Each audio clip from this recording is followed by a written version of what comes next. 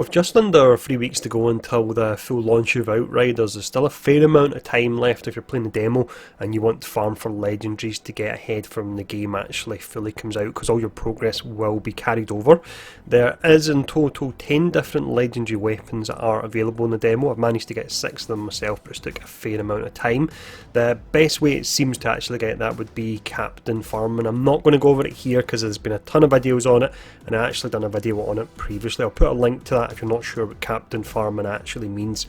But in this video what I'm going to do is I'm going to break down the 4 different classes, and I'll run over the best actual perks and skills you want to use so you can farm this captain as quick as you can, so you've then got a higher chance of getting legendaries because you're taking them down more often.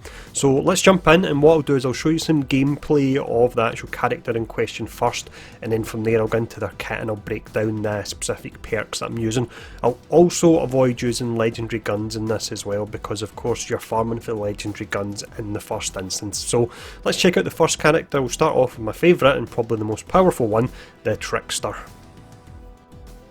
So you can see here then, weapon wise, I'm using the auto shotgun. This works really nice for bursting down enemies nice and quick. I'll activate the twisted rounds, it really ups your damage. Then use Hunt the Prey to get in close, follow that up with Slow Trap, and due to some modifiers I've got, absolutely melt him. So there we go, as quickly as that's him down. Let's check out the gear we're using now.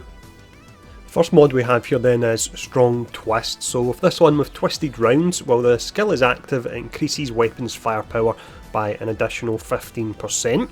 Then next up we have Radiation Jump. This is really important. So with this one here, when you use Hunt the Prey, it inflicts vulnerability on enemies that you teleport behind. So in this instance that's an additional 30% damage you get. It is only for a short period of time, but that will be enough to burn them down. If you don't have this, you can look for a weapon that has vulnerability instead, but in this instance I've got it here, so that's absolutely perfect. We have Time Blast up next. Not really needed this one, to be honest, because I use Slow Trap, but with this, when you use Hunt the Prey, you apply slow on a 5-meter radius around the enemy that you teleport behind. It means if there's other enemies round about them, you slow them down, so there's less chance they'll stagger you when you're trying to actually hit them. The next one we have here is Backstabber. So using the skill deals 50 damage to the enemy you teleport behind. Not a huge amount of damage, but it's a nice way to start off the fight with them. And then finally we have Hunt the Prey. So with this, interrupt and inflict weakness to the enemy you teleport behind. Weakness means he actually does less damage to you, and at the start of the actual match when he first spawns he'll do a skill, so this interrupts him, so it actually works out great. So that's all that we're using there, and you can see we absolutely smashed them with this setup, and we were just using your blue rarity gun on him as well. So let's jump in and let's check out the next character. We have the Devastator up next here. This is probably the easiest one, so it's a really good one to do if you're maybe watching Netflix on our screen in the background. The ability we're using here is Reflect Bullets, and we're just using blue rarity pistols as well. The damage is coming from the Reflect Bullets, but there we go, Captain's down already. So let's check out how we've done that. All the mods we have here then are all about buffing Reflect Bullets. The first one is the strongest first, so the enemy with the most health takes 50% more damage. We then have Blood Primer, not really that important, but it buffs this skill, so that's why I'm going for it. So with this, all the reflected bullets apply bleed status. There's hardly enough time for them to actually have the bleed status, you burn them down so quick. The next one, exceptionally important, and it makes this setup, it's Auto Reflect. So you can now fight while the skill is active, but you cannot manually deactivate the skill. So it means when they're hitting you with bullets, you don't save them up and fire them back. You're constantly firing them back, and that works incredible alongside this one here, Bullet Acceleration. So you're constantly firing bullets back, and this increases the damage of reflected bullets by 25. So as you've seen, the damage is just insane with it.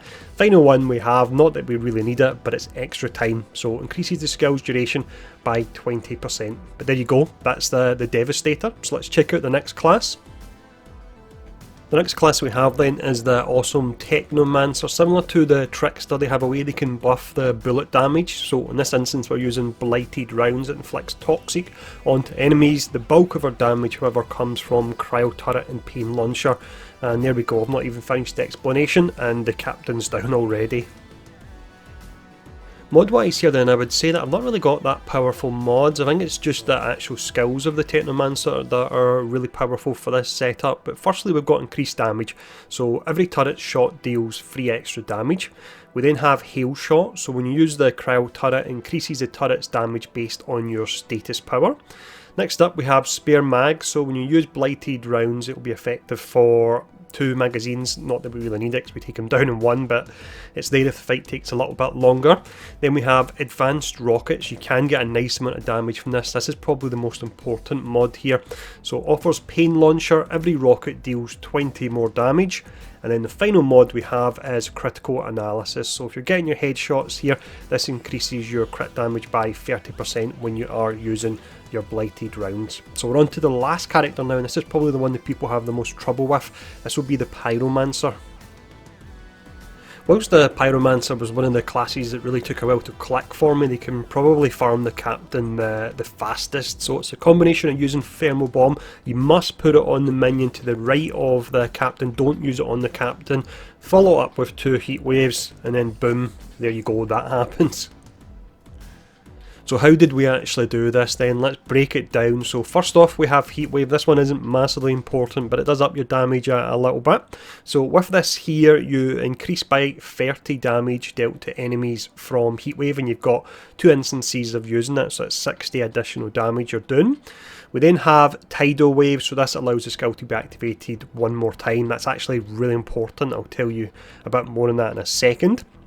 Then we have Burnout, so damaged enemies take 35% more damage for 8 seconds.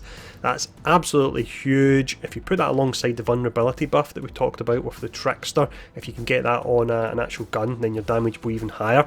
But that's pretty huge on its own. But when we have 2 instances of Heatwave, the damage vulnerability actually stacks. So when you fire off the 2 instances of that, you're getting 70% more damage. Throwing vulnerability on a gun, you're getting 100% more damage as well if you want, and we didn't have vulnerability in the video I just showed you. Now next up anyway, it's Thermal Bomb. This increases explosion damage by 178, which is a huge amount. Put that alongside the 70% extra damage that you're doing. That's why we essentially one-shot them once Thermal Bomb does go off. The final one we have here, not really that important, to be honest, it's Heatwave. So with this, if the skill damages 3 enemies, all subsequent enemies will receive an additional 55% damage. Looking at it, it doesn't really actually do anything at all. It's all about this particular one here for the extra thermal bomb damage. You've got your extra 70% damage from that, and then also you've got activating that skill 1 more time to give you the 70% damage. But that's all 4 classes, how to actually farm them, and it is most definitely worthwhile doing it in the demo, because it means when the main game comes out, you've got your legendary weapons. Any duplicates you've got, you can actually dismantle them at the moment, and the mods go into a perk library, so you can then just drop them on other guns, which is absolutely amazing, and that's one of the main reasons I really am excited for the game. So let me know if you were running different setups, let me know if these setups are going to be helpful for you when you start using them, and let me know what kind of content you would like to see for Outriders going forward. And thanks for tuning in, stay safe, and I'll see you all again soon.